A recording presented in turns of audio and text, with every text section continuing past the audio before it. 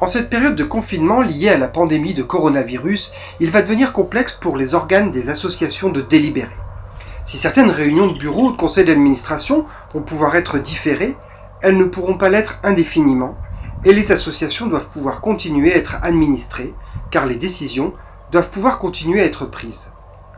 Aujourd'hui, les organes de gouvernance des associations peuvent, pour la plupart, délibérer à distance sous réserve de respecter plusieurs conditions.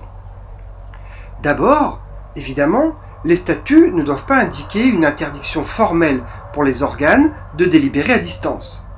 Si les statuts n'indiquent pas formellement que le bureau, le conseil d'administration ou l'assemblée générale doivent se tenir en présentiel, l'association peut donc envisager des solutions de délibération et de vote à distance. Les statuts de l'association relèvent du droit des contrats, et plus spécifiquement des contrats appliquant le principe de spécialité. Ainsi, la capacité de l'association est limitée aux actes correspondant à son objet social.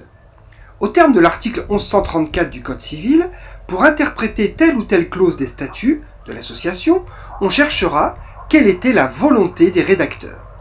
Cette interprétation se fait à partir du contexte de la clause statutaire, mais aussi par l'absence ou la présence d'interdiction formelle. En résumé, si rien dans les statuts n'indique que les membres du bureau, du CA ou de l'AG doivent être présents physiquement au même endroit au même moment, ces organes peuvent donc délibérer à distance. Pour sécuriser juridiquement le processus, nous invitons les associations lors de la première réunion à distance à inscrire au compte-rendu ou au procès-verbal qu'ils se réunissent par téléphone ou par visioconférence en application des statuts de l'association. Rappelons-le encore une fois, les autres conditions statutaires continuent à s'appliquer. Règles de convocation, règles de quorum, règles de représentation, de vote, etc. À défaut, les délibérations pourraient être contestées par l'un quelconque des membres. Comme nous l'avions indiqué, de nombreuses associations vont pouvoir repousser la date de leur assemblée générale. Mais pour certaines, la loi impose que cette assemblée ait lieu avant le 30 juin. Il s'agit notamment des associations reconnues d'utilité publique. Pour sécuriser le dispositif et permettre aux associations qui auraient dans leur statut des dispositions qui les empêcheraient de tenir des assemblées générales ou des conseils d'administration à distance, le gouvernement a adopté le 25 mars 2020 une ordonnance qui permet la tenue régulière des conseils d'administration et des assemblées générales à distance, sous réserve des moyens techniques adaptés.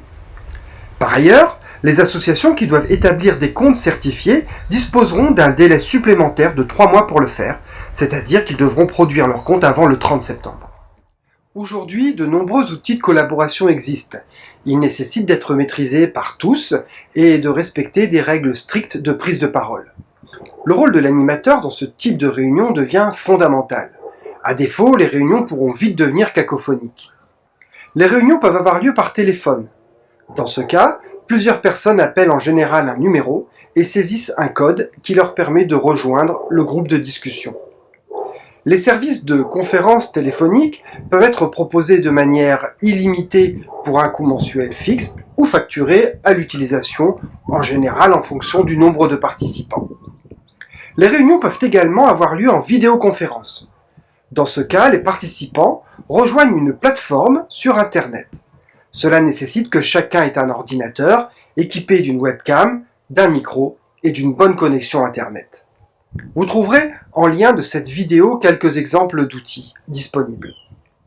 Ne laissez pas le coronavirus empêcher un bon fonctionnement de votre association. Cogito ainsi que le DSU de Boulogne-sur-Mer continueront à vous accompagner durant cette période un peu compliquée. Prenez soin de vous.